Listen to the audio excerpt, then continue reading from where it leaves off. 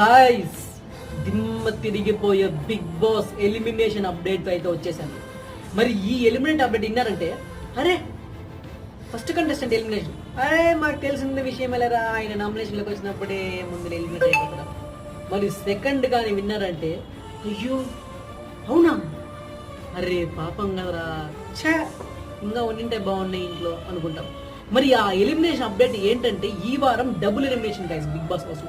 Yes, double elimination లో మొదటగా eliminate అయిపోయేది సాయి శ్రీనివాస్. ఎస్, తను ఎప్పుడైతే నామినేషన్లోకి వచ్చాడో అదే రోజే జనాలు అప్డేట్ ఫిక్స్ అయిపోయారు, ఖచ్చితంగా ఎలిమినేట్ అయిపోతాడు.